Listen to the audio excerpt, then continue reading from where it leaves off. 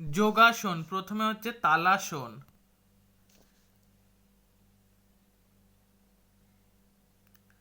তালাসন, এই আসনে আমাদের শরীরে তাল গাছের মতো আকৃতি ধারণ করে বলে এই আসনকে আমরা তালাসন বলি। এবার তালাসনের পদ্ধতি, প্রারম্ভিক অবস্থা দেখতে পাচ্ছ। এইবার সময়কাল, মনে মনে 10 গোনা পর্যন্ত অভ্যাস করা, পরে ক্রমশ ধীরে ধীরে 30 পর্যন্ত গোনা বাড়াতে হবে।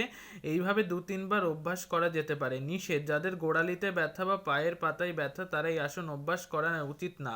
উপকারিতা, এই আসন উচ্চতা বাড়াতে সাহায্য করে, পায়ের পেশিকে সবল করে তোলে, মেরুদণ্ডের ব্যথা দূর করে। যোগাসন, অর্ধ কূর্মাসন, প্রারম্ভিক অবস্থা এখানে দেয়া আছে।